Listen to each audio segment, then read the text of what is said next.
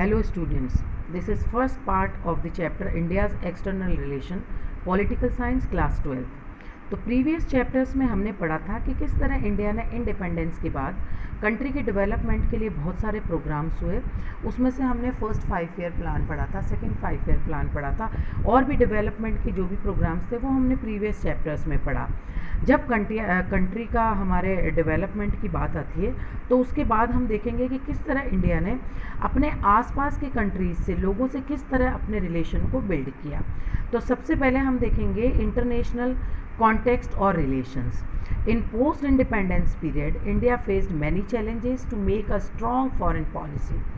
India shaped its foreign relations with an aim to respect the sovereignty of all other nations and to achieve security through the maintenance of peace.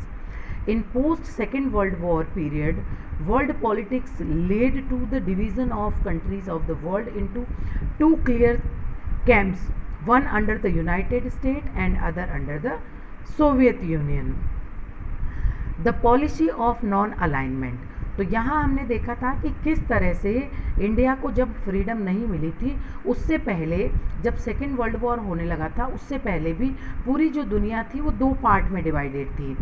एक part Soviet union के favour में था और दूसरा part America के favour में। तो India ने नॉन अलाइनमेंट पॉलिसीज़ को कैसे अडॉप्ट किया, अब हम ये पढ़ते हैं। The cold war era mark the political, economic and military confrontation at the global level between the two blocks led by the superpowers, the US and the USSR.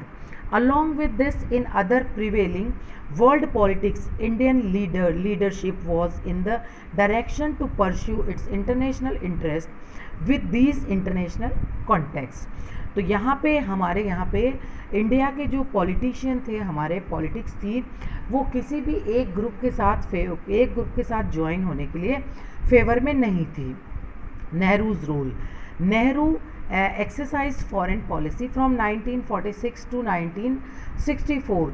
The three major objectives of Nehru's foreign policy were to preserve the hard-earned sovereignty, protect territorial integrity and promote rapid economic development.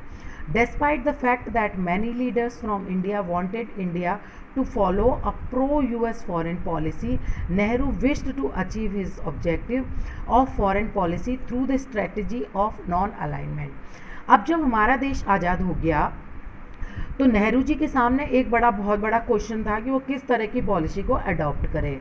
तो अब उनके सामने ये भी questions थे कि नेहरू जी को foreign policy में जो हमारी हार्ड अर्न सोवरेनिटी थी उसको प्रोटेक्ट करना था, और हमारी जो टेरिटोरियल इंटेग्रिटी है उसको भी प्रोटेक्ट करना था, और हमारा जो रैपिड इकोनॉमिक ग्रोथ है उसको भी डेवलप करना था। तो ये सब सोचते हुए नेहरू जी का जो डिसीजन था that was non align. So this was all about for today's lesson. Thank you children.